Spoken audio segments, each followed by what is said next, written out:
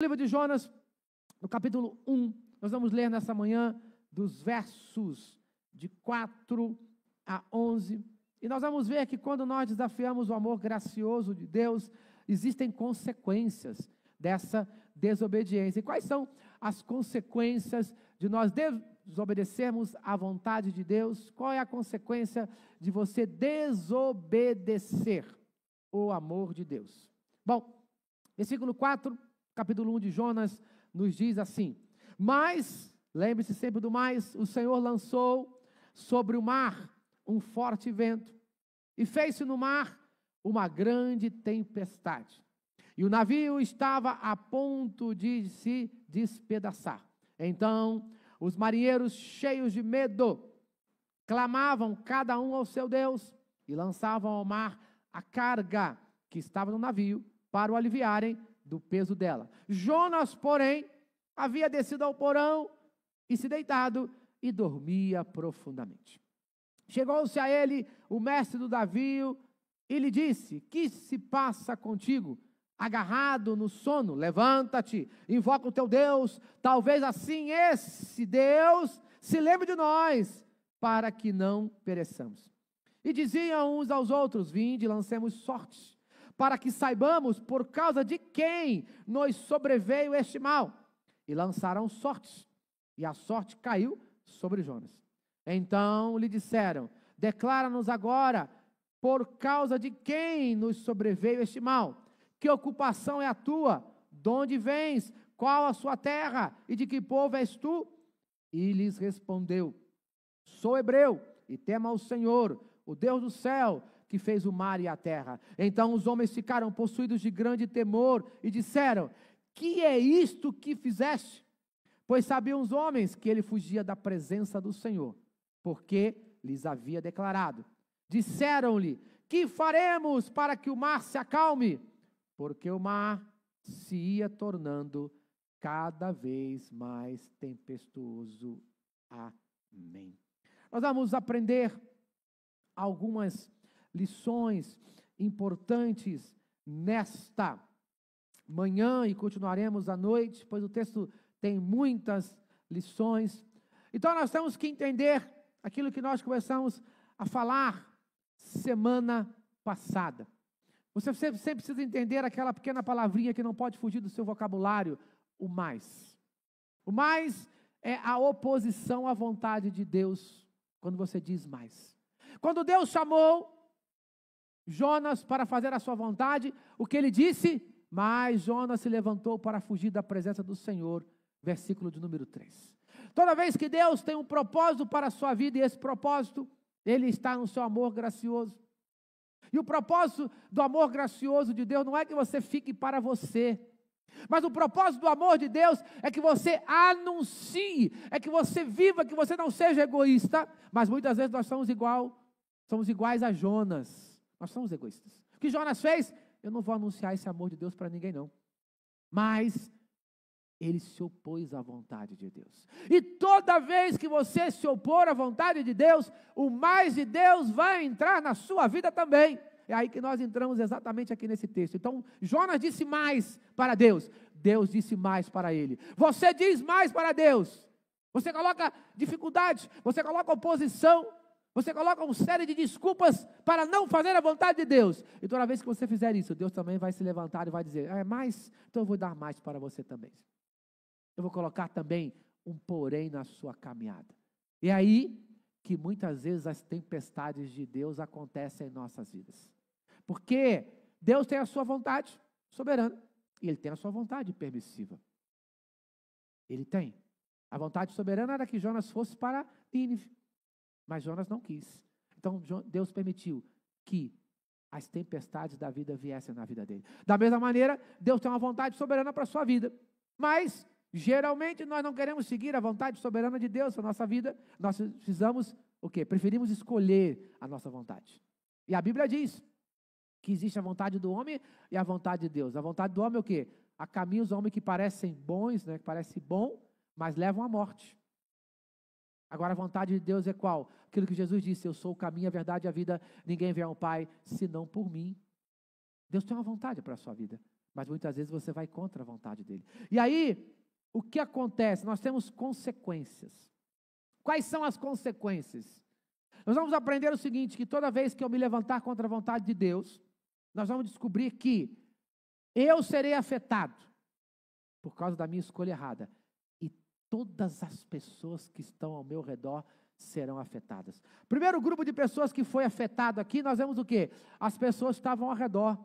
Estava um dia tranquilo, um dia calmo. Estava tudo tranquilo, mas aí Jonas resolveu fazer a sua vontade e não de Deus. O que aconteceu? Ele prejudicou a todo mundo. E aí Deus mandou o quê? A tempestade. Deus não quer fazer isso, mas Ele manda a tempestade não para destruir você, mas Ele manda a tempestade, ou Ele permite a tempestade para corrigir você. Esse é o propósito de Deus. Deus não quer destruir ninguém, mas Ele quer corrigir os nossos erros, e foi o que aconteceu. E aí a gente vai descobrir que até na tempestade de Deus existe graça, pois Deus está à nossa procura. Deus está à nossa procura. Você pode até se esconder de Deus, como Jonas fez, lá no porão do navio. Ele se escondeu lá, ele achou, vou ficar escondido, ninguém vai me achar. E aí Deus manda alguém lá. Então, meu querido, você pode se esconder de Deus aonde for, mas a graça dele vai te achar. Ele vai usar uma tempestade, ele vai atrás de você, porque ele te ama, porque é o amor gracioso dele. E ele te ama tanto, que ele quer que você anuncie esse amor para aqueles que não conhecem. E Jonas fez isso. E a gente vai entender que a tempestade começou exatamente pela desobediência de Deus. E a tempestade geralmente começa em nossas vidas por causa da nossa desobediência. E aí o versículo de número 5 é interessante o seguinte: muitas vezes a gente só consegue ver coisa ruim na tempestade, mas geralmente na tempestade é a hora que a gente mais cresce, sabe? Quando está tudo bem você não cresce, mas na tempestade você cresce. Até na tempestade, ou principalmente na tempestade, os milagres de Deus acontecem. Veja bem, aqueles marinheiros, eles não tinham nenhum contato, nenhum temor ao Deus verdadeiro. Mas a partir do versículo 5 diz que quando veio a tempestade, sabe, na hora da dificuldade, todo mundo acende a vela para o seu Deus, é verdade? Todo mundo corre para Deus, é verdade? Isso é desde o tempo bíblico, é verdade. Diz assim: então temeram os marinheiros e clamaram cada um ao seu Deus. Quanto Deus mais é melhor, né? Quanto mais Deus, melhor fica. Acende cada um a vela para o seu Deus aí, que o negócio está feio. E os marinheiros fizeram isso. Todos eles clamaram. Todos eles clamaram. E aí a gente vai aprender algumas lições importantes, sabe? Muitas vezes a gente aprende mais com o incrédulo do que com o servo de Deus. É isso que me deixa triste às vezes. Os marinheiros, eles nos dão uma lição tremenda. Primeira coisa, qual é a lição que a gente vai aprender? Primeira coisa, quando veio o problema, o que eles fizeram? Diz o texto que eles oraram, eles clamaram, mesmo clamando errado, mesmo não sabendo qual era o Deus, né? Mesmo não sabendo como fazer a sua reza, a sua prece, a sua oração, eles clamaram. Segunda coisa que eles fizeram, isso tudo no versículo 5, olha quanta lição. Primeiro eles clamaram, começaram a fazer as suas preces. Depois, eles tentaram resolver o problema. Tentaram resolver o problema. E finalmente, né, como é que eles tentaram resolver o problema? Bom, o navio está muito pesado, então a gente precisa esvaziar o navio para ele não afundar. Começaram a resolver o problema. E depois, eles o quê? Começaram a procurar o responsável por isso.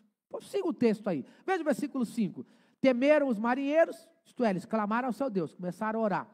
Lançaram ao mar as cargas que estavam no navio, isto é, tentaram resolver o problema para aliviar o seu peso. Jonas, porém, desceu ao navio, né, e, tendo se deitado, dormia um profundo sono, né?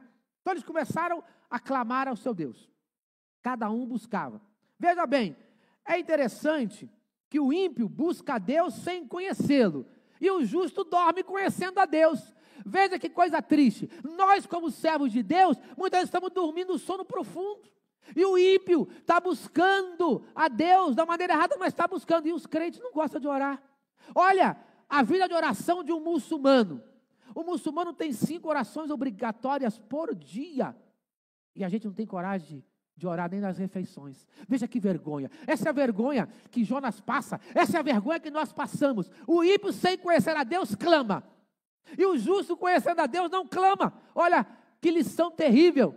Olha como a gente apanha da palavra de Deus e continua vivendo no mesmo erro. Senhor, tem misericórdia de nós. Veja como nossos cultos de oração são poucos frequentados. O ímpio clama da maneira errada. Veja aí as procissões, quando nós vemos aí na televisão, milhares e milhares de pessoas vão lá, eles estão clamando. Sem conhecer a Deus, eles estão tentando. Por isso que nós precisamos anunciar o gracioso amor de Deus para aqueles que estão tentando da forma errada, assim como os marinheiros. Mas nós, ao invés de fazermos, estamos dormindo. Estamos literalmente dormindo. Sabe? Então, o incrédulo ora, o crente dorme, o incrédulo busca solução e o crente arruma confusão. Terrível, mas é verdade. Muitas vezes o incrédulo busca a solução, sem saber como buscar. E o crente que tem a solução, busca confusão. Infelizmente, nós vamos encontrar pessoas que vivem assim. Os incrédulos marinheiros conseguem ver o que o profeta de Deus não via. Eles conseguiam ver que aquela tempestade não era algo natural, pois eles eram marinheiros experientes. E aí eles começam a buscar a Deus. E o profeta que tem intimidade com Deus, ou deveria ter intimidade com Deus, foi dormir. Né? Então, por quê? Porque ele dormia um pesado sono. E é claro que esse sono não era apenas um sono físico, mas era um sono espiritual. Você já viu, quando você vem para a igreja, você sente sono, você sente preguiça, né, de levantar. Vai ler a Bíblia, dá sono, vai orar, dá sono, mas para ver televisão ninguém tem sono, para conversar ninguém tem sono, para jogar futebol de manhã cedo ninguém fica cansado, mas para ir à igreja. Por quê? Não é apenas um sono físico, meus irmãos, é um sono espiritual, é o inimigo de nossas almas tentando a nossa vida, porque ele sabe que enquanto eu durmo, o mundo se perde. Enquanto eu estou dormindo, aqueles que eu deveria anunciar o amor gracioso de Deus estão indo para o inferno. E o diabo sabe, dorme crente, continua dormindo, continua sossegado, não tem problema, deixa o navio afundar, você já está salvo, deixa eles morrerem. É assim que o mundo está vivendo e os crentes estão concordando. Nós temos que entender isso, precisamos entender que a tempestade está aí. Precisamos acordar, porque nós somos responsáveis pela tempestade. Nós somos responsáveis pela tempestade. Por quê? Porque estamos fora da vontade de Deus. A tempestade só aconteceu porque Jonas estava fora da vontade de Deus. E nós temos que entender isso. Sabe, um servo de Deus tem que ser bênção. Mas para ser bênção, ele precisa estar no centro da vontade de Deus. Pois um servo fora da vontade de Deus, ele é apenas um causador de problemas e um amaldiçoador. Essa é a verdadeira questão. Jonas, naquele navio, ele trouxe maldição e era o servo de Deus. A Bíblia não fala que da mesma boca sai bênção e sai maldição? Era o servo de Deus. Deus falou, olha, vai lá em Nínive e leva a bênção. Não, eu não quero, Senhor, então você vai ser maldição. Simples assim, é assim que funciona. Ele não quis ouvir, eu quero que você seja bênção. Não, eu não quero, então você vai ser maldição. Aonde você colocar a mão, você vai ser maldição. E às vezes a gente não entende por que as coisas estão dando errado na minha vida. Aí a gente fala, ai Senhor, por que você permitiu? Deus não permitiu nada, você que fez sem consultar aí. Você que é o único responsável por isso, pelas suas ações. E Jonas está ali, na tempestade, né? Jonas está ali. Servir a Deus é passar pela tempestade e ser bênção na tempestade. Mas, na tempestade, Jonas escondido e qualquer um de nós se torna o quê? Maldição. Veja, o crente não procura ninguém. O crente ali, Jonas, é causador do quê? Ele dá prejuízo material, emocional, espiritual. Agora é interessante que o crente que está na vontade de Deus e o crente que está fora da vontade de Deus, preste atenção, os dois vão passar por tempestades. Porque muita gente acha, então pastor, se eu tiver firme na vontade do Senhor, eu não vou ter problema. Muito pelo contrário, você vai ter problema.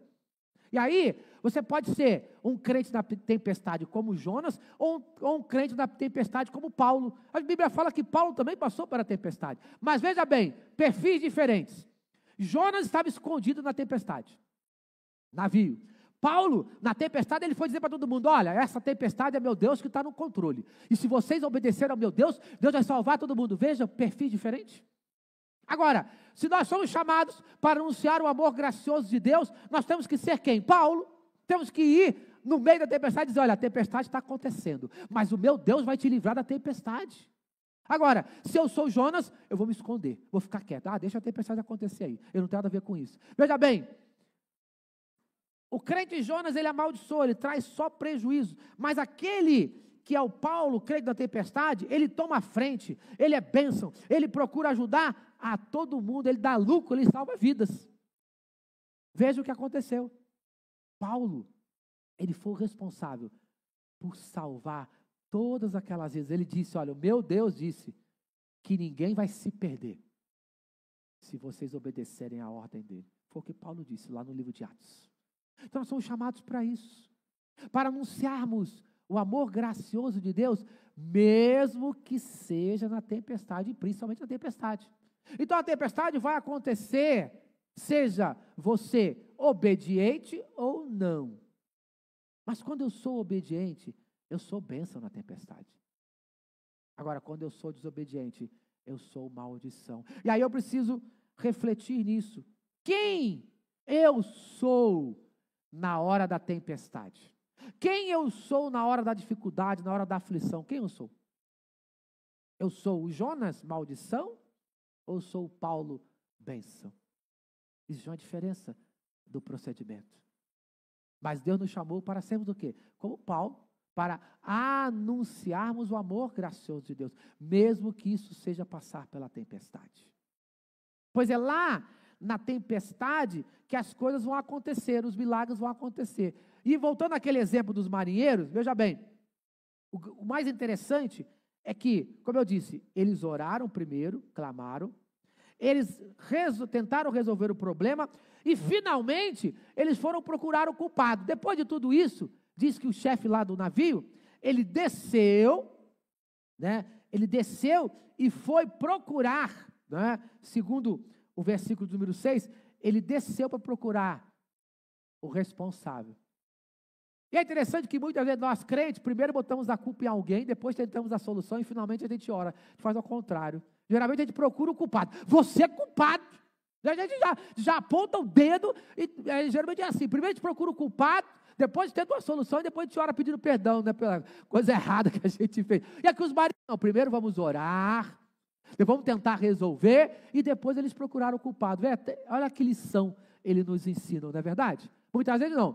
Primeiro a gente vai procurar o culpado, né? E a gente da igreja sempre quer procurar o culpado. Se não deu certo, alguém é culpado. Não, vamos orar, meus irmãos, primeiro. Vamos orar, que Deus vai dar uma solução. Agora vamos trabalhar e finalmente vamos sentar com o amor de Cristo Jesus para tentar resolver a situação. Lá no livro de Efésios, no capítulo 5, versículo 14, Paulo ele nos diz assim: desperta tu que dormes, levanta-te de entre os mortos e Cristo te iluminará. Veja bem, ele está falando aqui, é claro, desse sono espiritual. Paulo está clamando para que a igreja se levante desse sono espiritual. Assim como Deus disse para Jonas, levanta-te e vai lá para a cidade de Nínive. Deus, através de Paulo, está dizendo, olha igreja, levanta, porque vocês estão mortos espiritualmente. Vocês estão muito sossegados com a tempestade que está no mundo. A tempestade está no mundo. As pessoas estão morrendo sem o amor gracioso, porque elas precisam ouvir o amor gracioso de Deus. Elas estão morrendo. E o que é que vocês estão fazendo? Nós temos que parar e refletir nisso. Assim como Deus queria que Jonas acordasse, Deus também quer que cada um de nós acorde. Quer que a gente se levante. Sabe, ele fala, olha, vocês estão como mortos, espiritualmente falando. Então se levanta, que Cristo vai fazer você ser uma luz na tempestade. Assim como um farol que ilumina os navegantes nas noites escuras de tempestades. É isso que Deus quer que a igreja seja. Sabe, a tempestade não vai acabar. Não vai acabar. Segundo a palavra de Deus, a situação só não está pior, sabe por quê? Porque o Espírito Santo está em nossas vidas aqui. Porque a Bíblia diz que quando a igreja for arrebatada e o Espírito Santo não estará aqui, aí você vai ver o que vai ficar. Eu não vou ver não, que eu vou subir, tá? Então não fique por aqui não. Porque quem ficar aqui vai ver. Se acha que está ruim hoje, nós temos hoje a luz do Espírito Santo. Quando a Bíblia diz que nós não somos consumidos porque a misericórdia do Senhor se renova toda manhã, é isso. Toda manhã tem um crente de joelho orando. Todo dia tem um crente orando. Todo dia tem um servo do Senhor pregando a palavra de Deus. Mas e quando isso for retirado? Como você acha que esse mundo vai ser mantido? Como você acha que esse mundo vai ser mantido? Como você acha que esse mundo é mantido, meu irmão? Esse mundo se mantém de pé, porque ainda tem aqueles 7.000 lá, que Deus disse para Elias, olha, está pensando que ficou só você? Não, filho, tem 7.000 ainda que são fiéis, tem 7.000 que ainda estão orando, apesar da minha igreja, e eu creio nisso, apesar dessa igreja hoje, desse tempo estar apodrecida, eu creio que ainda existe gente fiel. E não é só na igreja batista, não. Eu creio que em todas as denominações evangélicas tem gente fiel, de joelho orando e clamando. Mesmo que você não concorde com tudo que eles pregam, mas eu acredito que tem gente fiel orando. De pentecostal a tradicional, carismático, neopentecostal, tem gente orando em todos os meios ainda. Tem gente orando. Por isso que eu acredito que esse mundo ainda não foi consumido, porque ainda tem gente fiel orando. Por isso que eu acredito que esse mundo ainda não foi consumido, porque ainda existem pregadores simples, que estão nas praças pregando, que estão nas igrejinhas pequenas do interior pregando, anunciando esse amor gracioso que nós somos chamados. Por isso eu creio que esse mundo ainda não foi consumido. Mas, aí entra o mais de novo, na verdade, vai chegar o momento que essa igreja vai ser retirada. Então, se você acha que a coisa está feia, imagine o que será quando esses homens e mulheres de Deus deixarem de orar. Quando esses homens e mulheres de Deus deixarem de anunciar o amor gracioso de Deus. Por isso nós temos que aproveitar o tempo, porque o tempo, ele é curto demais. O tempo é muito curto. O tempo passa, as pessoas estão se perdendo. E aí, o apóstolo ainda continua lá, em Efésios, a partir do versículo 15, do capítulo, que nós acabamos de falar, capítulo 5, ele diz assim, Efésios capítulo 5, de 15 a 18, ele fala assim, portanto, vede prudentemente como andais, não como loucos, mas como sábios, remindo o tempo, porquanto os dias são maus. Por isso, não sejais insensatos, mas entendei qual seja a vontade do Senhor. E não vos embriagueis com vinho, em qual a contenda, mas enchei-vos do Espírito. Veja, ele está chamando, olha, seja prudente no seu andar. Não seja louco, mas seja sábio. Aproveite o tempo. Não sabemos quanto tempo nós temos. Aproveite o tempo porque os dias são maus. Não seja insensato, mas entenda qual seja a vontade do Senhor. Qual é a vontade do Senhor para a sua vida? Jonas sabia qual era a vontade de Deus para a vida dele, mas ele foi louco, ele foi insensato, ele desobedeceu à vontade de Deus. E veja o prejuízo que ele tomou. Veja o que ele fez. Ele estava prejudicando pessoas que não tinham nada a ver com aquela história. Então, nesta manhã, pare e pense nisso. O que você está fazendo? Qual é a vontade de Deus para a sua vida? Você entende? Ou você continua embriagado, né, com o vinho aqui? Não é literalmente só apenas a questão da bebida. Mas você está embriagado com as coisas desse mundo. Quando nós nos distraímos com as coisas desse mundo, quando nós nos embriagamos com as coisas desse mundo, o que vai acontecer? Só traz contenda. Jonas estava embriagado com o seu fanatismo, com a sua raiva daquele povo de Nínive. Muitas vezes nós estamos assim. Estamos embriagados com as coisas desse mundo, estamos presos às coisas desse mundo. Estamos preocupados com as coisas apenas da terra e não estamos preocupados com as coisas celestiais. Por isso temos que pensar realmente qual é a nossa maior preocupação. Temos que pensar qual é a vontade de Deus para as nossas vidas. Senão, estaremos fazendo atos de loucura como Jonas fez. E tem muitos servos de Deus vivendo como louco, porque está vivendo igual a Jonas, afastando-se de Deus. Então nós temos que entender isso. E o versículo 6, ele fala, né? E o mestre do navio chegou-se a ele e disse, em outra versão diz, que tens, dorminhoco?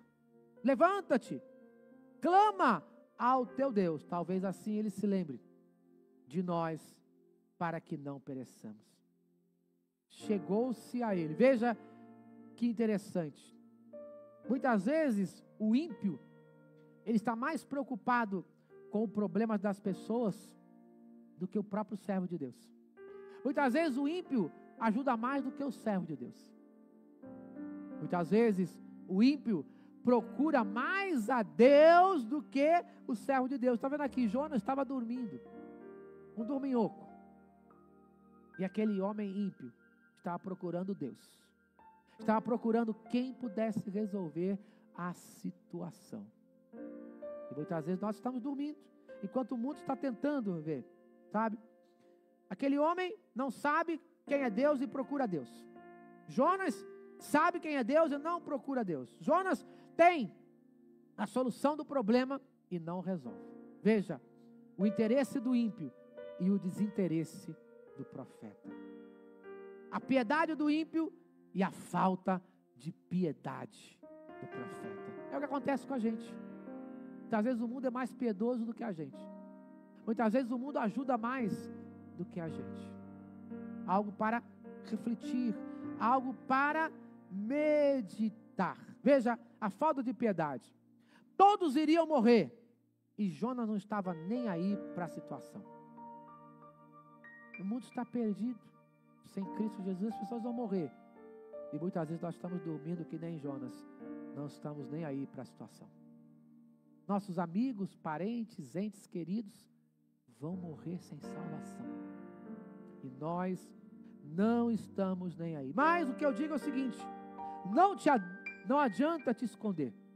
Porque o amor gracioso de Deus é tão maravilhoso que Ele vai atrás de você. Mais cedo ou mais tarde, você será encontrado. E a verdade aparecerá. Sabe, o que me impressiona é que o povo de Deus pode fazer a diferença. Mas preferimos dormir a acordar e fazer algo. A gente pode fazer a diferença. Foi para isso que nós somos chamados. Para sermos luz do mundo e sal da terra. Foi para isso que somos chamados. Para anunciarmos o amor gracioso. Aqueles marinheiros, por mais que eles tentassem, eles não podiam resolver a situação. Eles tentaram de tudo. O único que podia resolver a situação era o profeta. E foi através dele, apesar dele, que Deus resolveu a situação. Da mesma maneira, por mais que o mundo tente, o mundo não tem a solução para os problemas. Por mais que o mundo nos persiga, eles não têm a solução para os nossos problemas. E apesar de mim, vai ser através de mim que a solução chegará ao mundo. Apesar de você, será através de você que Deus levará bênçãos ao mundo. Sabe? O mundo está à procura do Deus verdadeiro, que tem a solução. E você conhece o Deus verdadeiro. À noite nós estaremos falando exatamente sobre isso, sobre esta solução. Não julgue o mundo. Muitas vezes a gente julga as pessoas do mundo por causa das suas religiões, sabe? Muitas vezes a gente julga e fala, está adorando a Satanás, está buscando a Satanás, sabe? A sua grande maioria não sabe o que está fazendo. Eles estão tentando. Mas ao invés de julgar a eles, julgue a você mesmo. Sabe por quê? Porque ele não sabe aonde está a solução. E ainda assim ele está procurando. E você que sabe aonde está a solução, que tem a solução, você não prega a solução. Então quando você, em algum momento da sua vida, se já julgou, ou se julga, ou se pretende julgar alguém, não julgue mais. Julgue a você mesmo. Sabe por quê? Porque se provavelmente ele está daquela maneira, o responsável sou eu e você. Porque se aquele navio naquele dia estava naquela situação, o responsável era Jonas. Porque ele não levou a solução. Completamente diferente de Paulo, que estava na mesma situação. E ele resolveu levar a solução. Então nunca mais julgue ninguém pela sua religião, pelo seu credo. Vá lá e leve a solução com amor. Não espere a tempestade chegar para que você acorde. Curve a sua cabeça agora, nesse momento. Feche os seus olhos agora. Vamos estar orando agora, nesse momento, pedindo para que Deus realmente fale ao seu coração agora. Que Ele desperte você desse sono, para que a gente leve a solução, que é Cristo Jesus.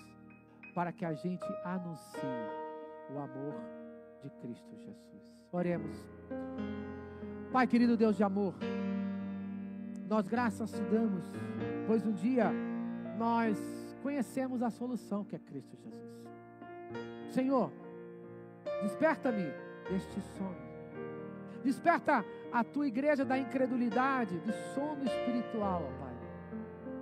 Para que a tua igreja se levante para anunciar ao mundo inteiro a solução, que é Cristo Jesus. Para anunciar ao mundo inteiro o amor gracioso de Deus. Que essa igreja acorde, ó Pai, e anuncie o amor de Cristo Jesus. E é no teu amor, na graça e na paz do teu Filho amado Jesus, e nas consolações do teu Espírito Santo, que eu oro hoje e todo sempre. Amém e amém.